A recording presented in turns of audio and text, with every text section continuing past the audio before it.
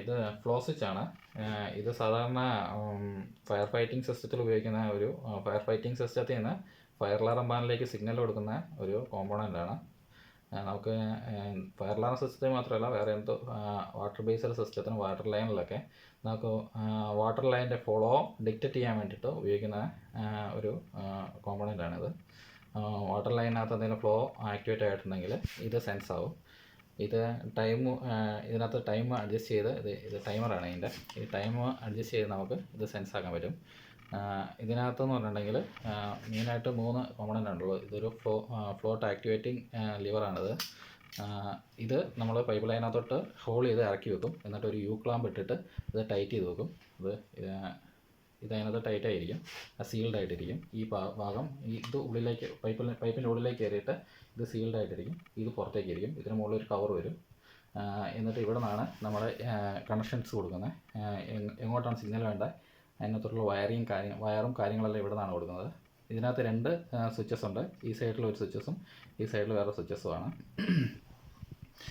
ഇത് സാധാരണ കണക്ട് ചെയ്യുന്ന സമയത്ത് ഫോർവേഡിലായിരിക്കണം കണക്ട് ചെയ്യുന്നത്.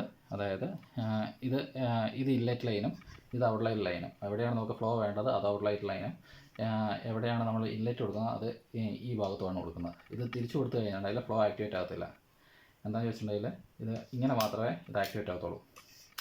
ഇതിൻ്റെ റിവേഴ്സ് ഫ്ലോ വരാൻ നേരത്തെ ഇത് ആക്ടിവേറ്റ് ആകത്തില്ല. അതുകൊണ്ട് എപ്പോഴും കണക്ട് ചെയ്യുന്ന സമയത്ത് നമ്മൾ ശ്രദ്ധിക്കണം, ഇത് ഫോർവേഡിൽ തന്നെയാണ് കണക്ട് ചെയ്തിരിക്കുന്നത്. അല്ലെങ്കിൽ ഇത് റിവേഴ്സിലാണെങ്കിൽ ഇത് ഫ്ലോ സെൻസ് ആകത്തില്ല. അത് മെയിനായിട്ട് ശ്രദ്ധിക്കേണ്ടതാണ്. ഇത് സാധാരണ ഞാനൊരു മൾട്ടിമീറ്റർ കണ്ടിന്യൂറ്റിയിൽ ഇട്ടിട്ടുണ്ട്. കണ്ടിന്യൂറ്റി ചെക്ക് ചെയ്ത് നോക്കാം. ഇതെങ്ങനെ വർക്കിംഗ് ചെയ്യുന്നത് നോക്കി നോക്കാം. കണ്ടിന്യൂറ്റി ഇത് സാധാരണ ഈ ഭാഗം വരുന്നത് കോമൺ ആണ്. ഇതും കോമൺ ആണ്, ഇതും കോമൺ ആണ്. ഇത് കോമൺ ആണ്. കോമണിൽ നിന്ന് NC നോർമലി ക്ലോസ്ഡ് ആണ്. ഇത് ഓപ്പൺ ആണ്. അതുപോലെ തന്നെ ഇത് കോമൺ ആണ്, ഇത് ക്ലോസ്ഡ് ആണ്, ഇത് ഓപ്പൺ ആണ്. അപ്പോൾ നമുക്ക് എങ്ങനെയാണ് സിഗ്നൽ വേണ്ടതെന്നുള്ള രീതിയിൽ നമുക്ക് എടുക്കാം. ഇതിപ്പം ഓപ്പണിലാണ് ഞാൻ വെച്ചേക്കുന്നത്.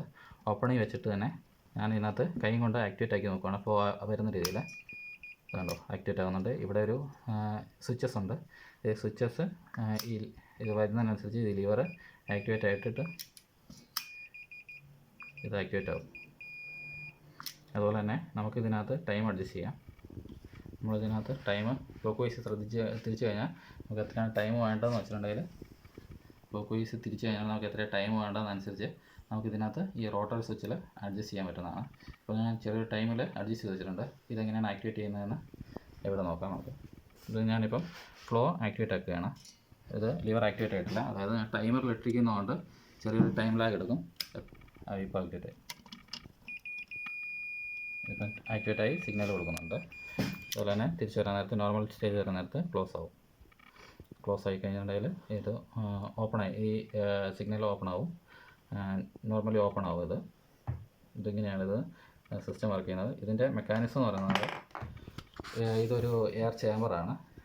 ഇതിനകത്തൊരു ബ്ലാഡറുണ്ട്. ബ്ലാഡർ എയർ സക്ക് ചെയ്ത് ഹോൾഡ് ചെയ്ത് വെക്കും. നമ്മൾ ടൈം അഡ്ജസ്റ്റ് ചെയ്യുന്നതിനനുസരിച്ച് ഈ ചേമ്പറിനകത്ത് എയർ റിലീസാവും. എയർ റിലീസാകുന്നതിനനുസരിച്ചാണ് ഇതിൻ്റെ ടൈമർ വർക്കാകുന്നത്. എത്രത്തോളം എയർ റിലീസാകുന്നോ അത്രത്തോളം ടൈം ഇത് ഹോൾഡ് ആവും. ഇതിൻ്റെ മെക്കാനിസം ഊരി കാണിക്കാം. ഇതിനകത്ത് ടോട്ടൽ 4 ഇതായിരിക്കും വരുന്നത്. എല്ലാം ഇതേ മെക്കാനിക്സിലാണ് വർക്ക് ചെയ്യുന്നതെന്നൊന്നുമില്ല. ഈ പർട്ടിക്കുലർ ഡിവൈസിൽ ഇങ്ങനെയാണ് വർക്ക് ചെയ്യുന്നത്.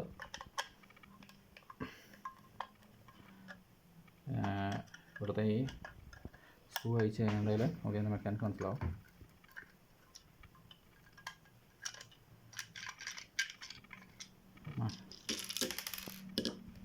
ഇതാണ് ഇതാണ് ഈ എയർ ചേമ്പർ. ഇതിനകത്ത് ഇത് ആക്ടിവേറ്റ് ആകുമ്പോൾ ഇത് ഫ്രണ്ടിലേക്ക് തള്ളി ഇത് എയർ ഹോൾഡ് ചെയ്ത് നിർത്തും.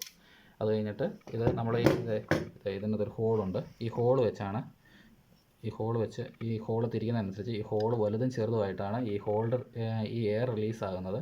എയർ റിലീസാകുന്നതനുസരിച്ച് നമുക്ക് ടൈം ഹോൾഡ് ചെയ്ത് നോക്കാം. ടൈം എത്രയാണ് വേണ്ടത് അനുസരിച്ച് അഡ്ജസ്റ്റ് ചെയ്ത് നിർത്താൻ പറ്റുന്നതാണ്.